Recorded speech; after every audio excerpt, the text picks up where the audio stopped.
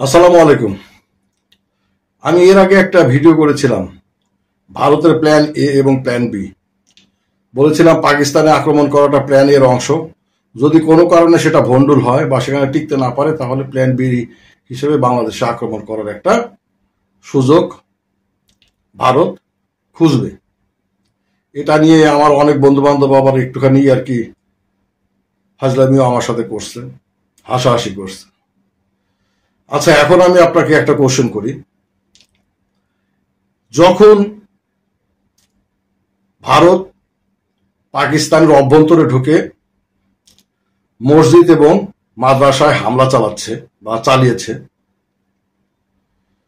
যে সময় ভারত পাকিস্তানের প্রতিঘাত বা পাল্টা আক্রমণের ভয়ে বা পাল্টা আক্রমণের কি হয়, কেমন হয়, কোন পর্যায়ের হয় সেটা নিয়ে সারা ভারতবাসী যখন চিন্তিত, যখন সবাই অপেক্ষা করতেছে, সেই সময় বাংলাদেশের বর্ডার দিয়ে কেন ভারতীয়দের পুশিন, মানে বাংলাদেশে ভারতের মুসলমান সম্প্রদায়কে, বিশেষ করে পশ্চিমবঙ্গের মুসলিমদেরকে ইন্ডিয়া মনে করে যে এরা বাংলাদেশ থেকে যাওয়া, পশ্চিমবঙ্গ বিহারের মুসলমানদেরকে, এদেরকে ধরে বাংলাদেশের অভ্যন্তরে জোরপূর্বক ঢুকায় দেওয়া, এটাকে পুশিন বলা হয়, আমাদের পক্ষ থেকে পুশিন বলা হয়। এই সময় কেন পুশিন করার চেষ্টা করা হচ্ছে? এমনকি যে কাঁটাতারের বেড়া তারা দিছে তাদেরকে রক্ষা করার জন্য, সেই কাঁটাতারের বেড়া কাইটা এই সমস্ত লোকজনদেরকে বাংলাদেশের অভ্যন্তরে ঢুকানোর চেষ্টা করতেছে। এটার অর্থটা কি? এই ঘটনা, পাকিস্তানে অ্যাটাক এবং পাকিস্তান থেকে প্রতি আক্রমণের অবস্থার মধ্যে, তার আগেও না তার পরেও না, এই টাইমে কেন ভারতীয় মুসলমানদেরকে বাংলাদেশে বলে বাংলাদেশের অভ্যন্তরে জোরপূর্বক ঢোকানোর চেষ্টা করা হবে? এই ঘটনাটা কি আপনার মনে হয় না যে এটা উদ্দেশ্য প্রণোদিত? বাংলাদেশ এখন পর্যন্ত কোনো কঠিন পদক্ষেপ নেয় নাই, অর্থাৎ এদেরকে আবার জোর করে এদেরকে ধরে রাখছে, যেগুলো ভিতরে ঢুকাইছে সেগুলাকে অ্যারেস্ট করে রাখছে বা ধরে রাখছে, বাট এগুলাকে জোর করে আবার এখনো ইন্ডিয়ার মধ্যে ঢুকায় দেওয়ার চেষ্টা করতেছে না। এটা একটা ভালো দিক, কারণ ইন্ডিয়া চাচ্ছেই বর্ডারে একটা উত্তেজনা তৈরি করা এবং বাংলাদেশের বিডিআর আলতেসেগা, ওদের বিএসএফ, আমাদের বিজেপি, ওদের বিএসএফ এর মধ্যে একটা গোলাগুলি শুরু হোক, একটা ফাইট শুরু হোক।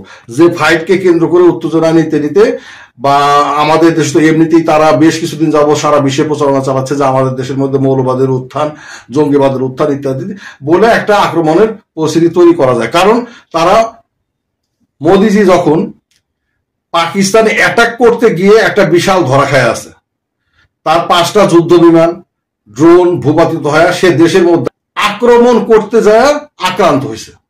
আক্রমণ করতে যায় যাকে আক্রমণ করছে তার চাইতে অনেক বেশি গুণ ক্ষতি হয়েছে, প্রায় $1.5 বিলিয়ন মতো, মানে শুধু মানে জিনিসপত্রই তাদের ধ্বংস হয়েছে। $1.5 বিলিয়ন উপরে যার দাম, বাজার মূল্য।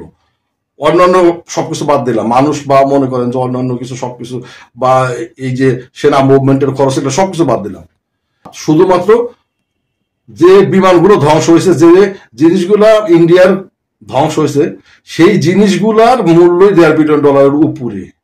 এইরকম একটা পরিস্থিতিতে যদি পাকিস্তান উল্টা অ্যাটাক করে আবার, তাহলে পরিস্থিতি আরো কোথায় যাবে?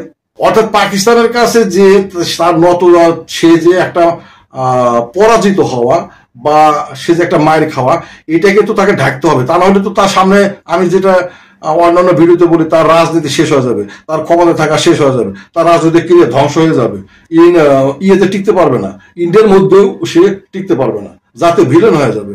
তাহলে তাই কোথাও না কোথাও তো সফলতা দেখাইতে হবে। তাহলে প্ল্যান বির অংশ কি বাংলাদেশ?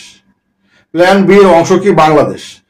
আমি এই জন্যে আগের ভিডিওতে বলছিলাম, এখনো বলতেছি যে বাংলাদেশকে শান্ত থাকতে হবে, ইন্ডিয়ার উস্কানিতে পা দেওয়া যাবে না, কোনোভাবেই কোনো উত্তেজনাকর পরিস্থিতি এই মুহূর্তে তৈরি করা যাবে না, বা তৈরি হইতে গেলেও সেখানে যে কোনো ভাবেই হোক না কেন সেই পরিস্থিতিকে সামাল দিতে হবে। আদারওয়াইজ আর একটা এমন একটা পরিস্থিতি হবে আমরা আমরা বাংলাদেশ, পাকিস্তান, এমনকি ভারতও আমরা কয়দিন যুদ্ধ পরিস্থিতি সাস্টেইন করতে পারবো, আমাদের কতটুকু সক্ষমতা আছে, অর্থনৈতিক অবস্থাটা কতটুকু, এটা আমাদেরকে মাথায় রাখতে হবে। আমরা যুদ্ধ চাই না, আমরা শান্তি চাই।